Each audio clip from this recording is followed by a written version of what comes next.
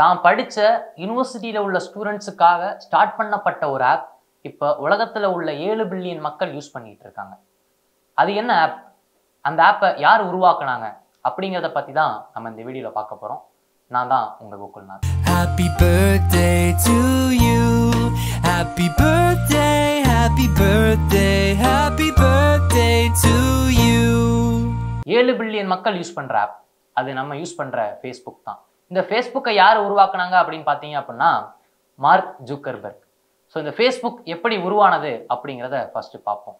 Harvard யூனிவர்சிட்டியில உள்ள hostel ரூம்ல தான் இந்த மிக பெரும் சாம்ராஜ்யத்தோட தொடக்கம் ஆரம்பிச்சது அப்படின்னே சொல்லலாம். 19 வயசான மார்க் ஜூக்கர்பர்க்கோட 4 நண்பர்கள் சேர்ந்து இந்த facebook.com அப்படிங்கிறத உருவாக்குறாங்க.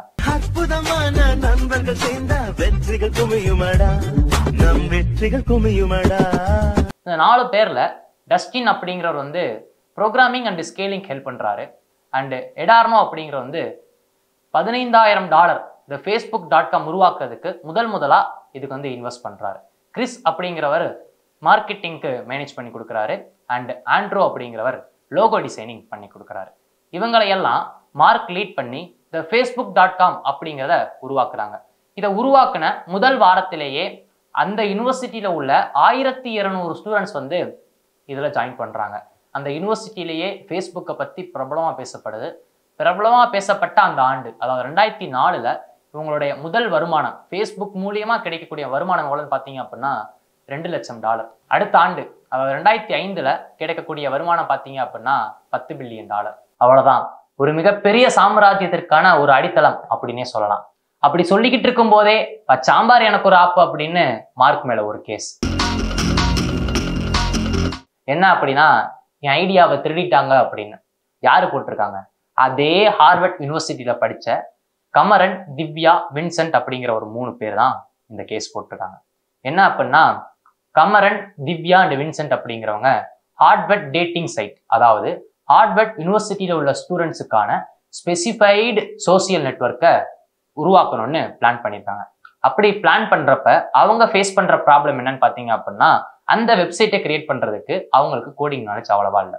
ஸோ அதனால அப்போ மார்க் வந்து ஃபேஸ் மாஸ் அப்படிங்கிறவனை கிரியேட் பண்ணி அப்போ வந்து ரொம்ப பிரபலமா இருக்காரு. அப்படிங்கிறதுனால மார்க்கை வந்து இந்த வெப்சைட் டெவலப் பண்றதுக்கு ஹெல்ப் கூப்பிடுறாங்க. அவர் வந்து ஹெல்ப் பண்றாரு. அவ்வளவுதானே, பின்னையே இவர் மேல கேஸ் போடணும் அப்படின்னு பார்த்தீங்க அப்படின்னா இருக்கு. அந்த 3 பேர் இவர் மேல இன்டெலெக்சுவல் ப்ராப்பர்ட்டி தெஃப்ட் அப்படின்னு சொல்லி மார்க் எங்களோட business idea and coding idea வந்து யூஸ் பண்ணிட்டாரு அப்படின்னு சொல்லி கேஸ் போட்டிருக்காரு. இதுக்கு மார்க் சொல்றாரு, உங்களோட பிசினஸ் ஐடியாவை திருட்டேன்னு சொல்றீங்க, பட் இந்த சோசியல் நெட்வொர்க்குங்கிற ஒரு பிசினஸ் ஐடியா வந்து ஆல்ரெடி ஃப்ரெண்ட்ஸ்டர் அண்ட் மைஸ்பேஸ்ன்னு இருக்கிறது தானே, இது ஒன்றும் புதுசானது ஒன்று இல்லையே. அது மட்டும் இல்லாம நான் உருவாக்கின ஃபேஸ்புக் என்னோட ஃபுல் அண்ட் ஃபுல் நாங்க 4 பேர் சேர்ந்து உருவாக்கின கோடிங்ஸ்ல மட்டுமே உருவானது. இதுல நாங்க வேற யார்ட்டையும் நான் கோடிங்ஸ் இருந்து எடுக்கல, உங்க சைட்ல இருந்து நாங்க எடுக்கல அப்படின்னு இவர் அவரோட நியாயத்தை சொல்ல, அந்த 3 பேர் எப்படினாலும் எங்க ஐடியாவை தான் நீங்க எடுத்தீங்கன்னு சொல்ல, இப்படி மாறி மாறி பேசிக்கிட்டு இருக்கிறப்ப வாய்தா மேல வாய்தா போக கடைசியில 2011ல் ஜட்ஜ்மெண்ட் வருது. என்ன அப்படின்னா, கேஸ் போட்ட 3 பேருக்கு $65 மில்லியன் மார்க் வந்து நஷ்டஈடா கொடுக்கணும் அப்படின்னு. கேஸ் போட்ட 3 பேர் ஜெயிச்சிட்டாங்க, மார்க் தோத்துட்டாங்க அப்படின்னு நினைச்சீங்க அப்படின்னா அது உங்க தப்பு. ஏன் அப்படின்னா, கரண்ட் சுச்சுவேஷன், அதாவது 2011ல் மார்க்கோட நெட்வொர்க் எவ்வளவுன்னு பார்த்தீங்க அப்படின்னா $17.5 பில்லியன். $17.5 பில்லியன் $65 மில்லியன் அப்படிங்கிறது வந்து மார்க் வந்து ஒரு சில்லி மேட்டர். பிகாஸ் அவர் வந்து $65 மில்லியன் வந்து இதுல இன்வெஸ்ட் பண்ணி ஃபேஸ்புக்கை கிரியேட் பண்ணியிருந்தாருன்னா இது ஒரு லாஸ்ன்னு சொல்றதுக்கு ஒரு சின்ன லாஜிக் இருக்கு. பட் ஆனா இதை வந்து ஒரு $15,000 உருவாக்கப்பட்ட ஒரு வெப்சைட் இவ்வளவு தூரத்துக்கு ப்ராஃபிட் கொடுத்துருக்கு. அப்படிங்கிறப்ப இந்த லாஸ் வந்து ஒரு ப்ராஃபிட்ல வந்து சின்ன அமௌண்ட் அப்படின்னு தான் சொல்லி ஆகணும். ஸோ இப்போ நீங்களே சொல்லுங்க, இது அவருக்கு லாஸா இல்லையா அப்படின்ட்டு. ஸோ இதுல 2 பேருமே ஜெயிச்சிருக்காங்கன்னு தான் சொல்லி ஆகணும். கடைசியா இது சொல்லி முடிச்சோடனே மார்க்ல இருந்து நம்ம என்ன கத்துக்கலாம் அப்படின்னு பாத்தீங்க அப்படின்னா, ஐடியாங்கிறது வந்து இப்ப கரண்ட் சுச்சுவேஷன்ல முக்கியமானு கேட்டீங்கன்னா முக்கியம் கிடையாது. அந்த ஐடியாவை நம்ம எப்படி எக்ஸிக்யூட் பண்றோம் அப்படிங்கிறதா முக்கியம். நீங்களே யோசிச்சு பாருங்க, கரண்ட் டெக்னாலஜில கரண்ட் ட்ரெண்டிங்ல உள்ள டாப் எம்என்சி கம்பெனியை பார்த்தீங்க அப்படின்னா அவங்க ஐடியாவை பேஸ் பண்ணி ட்ரெண்டிங் ஆகல, ஐடியாவோட அப்டேட்டட் வெர்ஷனை பேஸ் பண்ணி தான் இப்போ ட்ரெண்டிங்கா இருக்காங்க. இது மட்டும்தான் மார்க் மேல போடப்பட்ட கேஸா? இல்ல வேற ஏதாச்சும் இருக்கான்னு கேட்டா எஸ் இருக்கு. 2018 இதை விட ஒரு பெரிய கேஸ் இவர் மேல போடப்பட்டிருக்கு. அப்படி என்னன்னு பாத்தீங்க அப்படின்னா 83 பில்லியன் பேரோட ஃபேஸ்புக் டேட்டா வந்து திருடப்பட்டுள்ளது அப்படின்னும், அது மட்டும் இல்லாம அமெரிக்க தேர்தல்ல வந்து ஃபேஸ்புக்கோட லைக் பட்டனை கிளிக் பண்ற மூலியமா இத்தனை பேர் கிளிக் பண்ணிருக்காங்க அப்படின்ட்டு யார் ஆட்சிக்கு வருவாங்க அப்படிங்கிறத ஒரு கான்வோ வந்து கிரியேட் பண்ணி வச்சிருக்காரு. அது வந்து நெட்டிசன்கள் கிரியேட் பண்ணதான். பட் ஒரு மீடியமா இவர் உருவாக்கின ஃபேஸ்புக் இருந்தனால இது ஒரு கான்வோவா மாற இது 2 ப்ராப்ளமே அவருக்கு ஒரு பெரிய ஒரு மன உளைச்சல் ஆளாக்கியிருக்குன்னு தான் சொல்லி ஆகணும். ஒரு பெரிய ப்ராப்ளம் இவருக்கு. போன கேஸ்லயாச்சு இந்த விஷயத்த நான் பண்ணேன், இதன் மூலியமா நான் எடுத்தேன், இதுல நான் என்ன தப்பு பண்ணேன்ட்டு தெளிவா தைரியமா சொல்லிட்டாரு. பட் ஆனா இந்த கேஸ்ல மார்க்கோட வார்த்தைகள் பாத்தீங்க அப்படின்னா ரொம்ப ஆச்சரியத்தக்கதா இருந்துச்சு. இந்த கேஸ் மூலியமா ஜட்ஜோ அல்லது வக்கீலோ இவர்கிட்ட கேட்கக்கூடிய கேள்விகளுக்கு ஐ டோன்ட் ரீகால் அப்படின்னு சொல்றாரு. அது மட்டும் இல்லாம கடினமா கேட்கக்கூடிய கேள்விகளுக்கு மை டீம் வில் ஃபாலோ அப் அப்படின்னு சொல்லி முடிக்கிறார். இது மட்டும் இல்லாம அந்த நீதிமன்றத்துல 5 முறைக்கு மேல வி ஆர் சாரி அப்படின்னு சொல்றாரு. ஒரு மிகப்பெரிய மன உளைச்சல் தான் மனுஷன் ரொம்ப நொந்துட்டாப்புல. இதனால இல்ல I don't recall, my team will follow up, we are sorry இப்படின்னு ஒரு உணர்ச்சியே இல்லாம நீதிமன்றத்துல சொல்ல, அதை பார்த்த நீதிமன்றத்தில் உள்ள மக்களும் சரி, ஜட்ஜும் சரி, லாயரும் சரி, இதை பார்த்துட்டு இவர் ஏஐ ரோபோட் அப்படின்னு சொல்லி கேலி செஞ்சு ஒரு மீமை கிரியேட் பண்ணி, சொல்ல போனோம்னா அவர் உருவாக்கின ஃபேஸ்புக்ல அவரையே ட்ரோல் பண்ண வச்சது வந்து நீங்களே யோசிச்சு பார்த்துக்கோங்க அது எவ்வளவு ஒரு மன உளைச்சலா இருக்கும் அப்படின்ட்டு. என்னதான் கேஸ் போட்டாலும் ஜட்ஜ்மெண்ட்னு ஒன்று இருக்குல்ல. ஸோ இந்த கேஸுக்கும் ஜட்ஜ்மெண்ட் வருது 2018 அதாவது எஃப்டிசி ஃபெடரல் ட்ரேட் கமிஷன் அதுக்கு வந்து $5 பில்லியன் வந்து இவர் வந்து நஷ்டஈடா கொடுக்கணும் அப்படின்னு சொல்லப்படுது. அது மட்டும் இல்லாம ஃபேஸ்புக்கோட பிரைவேசி செட்டிங்ஸை வந்து அப்கிரேட் பண்ணப்படணும் அப்படின்னு மெமோ போட்டு இவங்க வந்து ஜட்ஜ்மெண்ட் கொடுத்து இந்த கேஸ் முடியுது. இப்பயும் நீங்க நினைக்கலாம் $5 பில்லியன் ஒரு எவ்வளவு பெரிய அமௌண்ட், ஸோ இதை வந்து நஷ்டஈடா கொடுக்குறாரு அப்படின்னு நீங்க சொல்லலாம். கேஸ் முடிஞ்ச 2018 மார்க்கோட நெட்வொர்த் எவ்வளோன்னு பாத்தீங்க அப்படின்னா $61 பில்லியன். அதுல $5 பில்லியன் நஷ்டஈடுங்கிறது நீங்களே சொல்லுங்க அது அவருக்கு ஒரு பெரிய லாஸா அப்படின்ட்டு. இவை எல்லாமே அவர் போட்டு எடுத்தது கிடையாது, இது வந்து அவருடைய திறமை மூலியமா வந்த காசு அப்படின்னு நம்ம சொல்லி ஆகலாம். இப்படி சொல்லிக்கிட்டு இருக்கும் போதே கடைசியா வந்து மார்க் வந்து சொல்றாரு, உலகத்தோட மிகப்பெரிய டெக்னாலஜி வரும்போது அரசு சைட்ல இருந்து, அதாவது கவர்மெண்ட் சைட்ல இருந்து கடும் கண்காணிப்பு வரும் அப்படின்னு சொல்றாங்க. அப்படி வர்றப்ப யார் யாரோ என்னென்னமோ கேள்விகள் கேட்பாங்க, அந்த கேள்விகளுக்கு பதில் சொல்ல தயாரா இருங்க அப்படின்னு சொல்றாரு. ஸோ அது மட்டும் இல்லாம இந்த கேஸ் தவிர்த்து மார்க் வந்து எல்லாருக்கும் சொல்லப்படக்கூடிய ஒரு அட்வைஸ் என்ன அப்படின்னா, ஷார்ட் டைம் கேஷ்காக லாங் டைம் விஷனை வந்து நீங்க இழக்காதீங்க அப்படின்னு சொல்றாரு.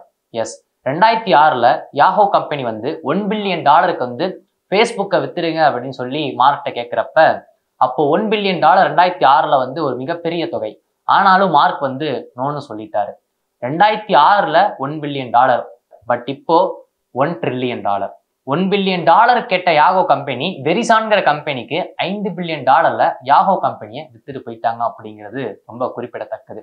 இப்படி பற்பல பிரச்சனைகளையும் சிக்கல்களையும் கடந்து கடைசியா 2021 இன்ஸ்டாகிராம், வாட்ஸ்அப்பை வாங்கி அதோட தான் தயாரிச்ச ஃபேஸ்புக்கையும் சேர்த்து மெட்டா அப்படின்னு ஒரு கம்பெனி வந்து புதுசா திறக்கிறாங்க. அந்த மெட்டாங்கிற கம்பெனிக்கு அவர் தான் சிஓவே மாறுறாரு. ஸோ இவரோட ஃபியூச்சர் கோல் என்ன அப்படின்னு பார்த்தீங்க அப்படின்னா மெட்டாவர்ஸ். மெட்டாவர்ஸ்ன்னு சொல்றீங்க, அப்படிதான் என்னன்னு தெரியுமா? இப்போ சொல்றேன் பாருங்க. மெட்டாங்கிறது ஒரு நிறுவனம். மெட்டாவர்ஸ்னா என்ன அப்படின்னா இன்டர்நெட்டோட நெக்ஸ்ட் ஜெனரேஷன் சொல்லலாம். அதாவது 3D வேர்ல்டு, விர்ச்சுவல் ரியாலிட்டி, ஒரு கற்பனை உலகத்துல போற மாதிரி இருக்கும்.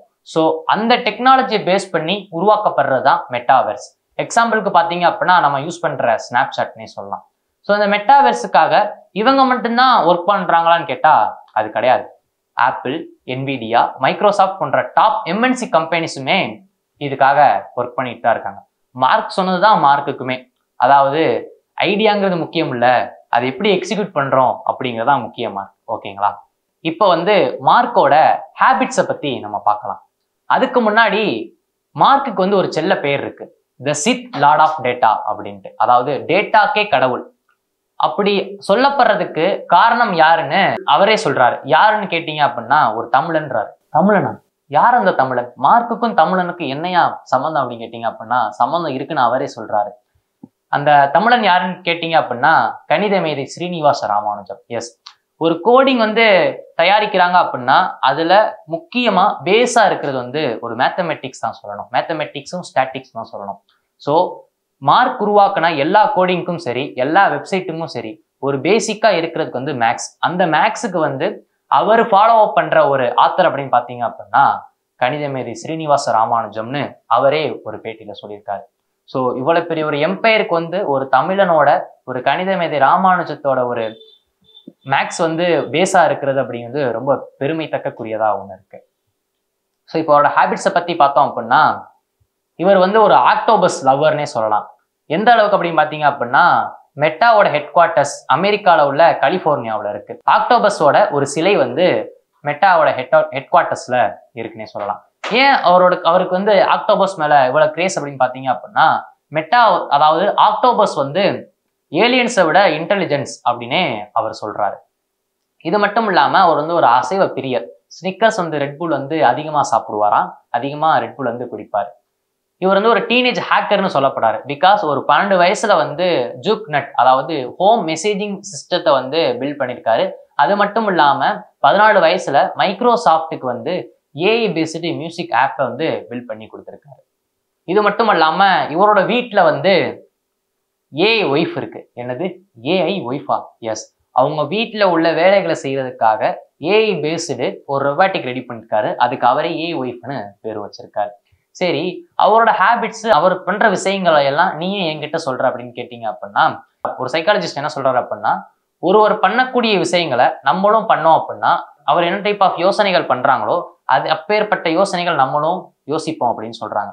அப்படிங்கிறப்ப இப்போ அவர் சிஓவா இருக்காரு, அவரோட திங்கிங்க்கும் நீங்களும் அதே மாதிரி ஹேபிட்ஸும் உங்களுக்கு இருந்துச்சு அப்படின்னா அவங்க திங்க் பண்ற திங்கிங் ப்ராசஸ்க்கும் உங்களோட திங்கிங் ப்ராசஸ்க்கும் சேமா இருந்துச்சு அப்படின்னா நீங்களும் மேபி சிஓ ஆகலாம்ல.